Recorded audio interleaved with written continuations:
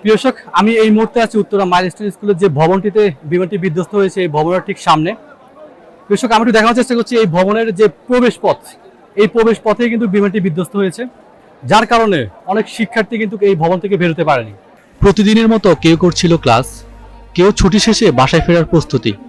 হঠাৎ বিকট শব্দ, মুহূর্তে আগুন, ধোঁয়া আর চিৎকারে ধ্বংসস্তূপে পরিণত হয় উত্তরার মাইলস্টোন স্কুল। বিমান বাহিনীর একটি যুদ্ধ বিমান FT-7BGI উড্ডয়নের কিছুক্ষণ পরেই স্কুল ভবনের উপর এসে পড়ে। আগুন ধরে যায় পুরো স্কুল ভবন। দুর্ঘটনায় এ পর্যন্ত 27 জন নিহত ও শতাধিক আহত হওয়ার খবর পাওয়া গেছে। হতাহতের যে সংখ্যা প্রকাশ করা হচ্ছে তা থেকে কয়েক গুণ বেশি হতে পারে বলে অভিযোগ করেন অনেকে। যে মাত্র 27 জন মারা গিয়েছে, কিন্তু প্রকৃতপক্ষে এখানে অ্যারাউন্ড 200 জনের বেশি মারা গিয়েছে। এটা তো মিডিয়া থেকে কাম্য নয়। অনেক বাচ্চা কাচ্চা নিখোঁজ।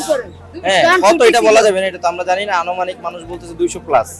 এখন কতগুলা বাচ্চা নিখোঁজ বা কতগুলা পাওয়া যাচ্ছে না, কতগুলা ডেড বডি পাওয়া গেছে, এটা তো সঠিক আমাদের জানা নাই।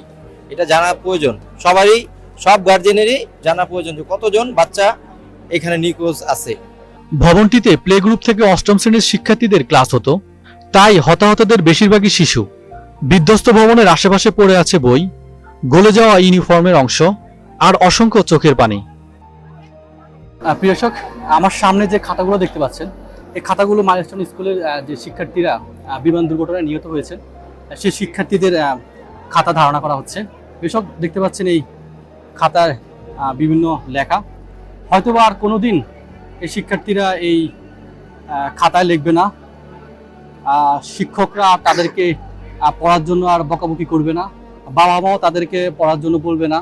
খুবই একটি মর্মান্তিক একটি ঘটনা এই মাইলস্টোন ট্র্যাজেডি।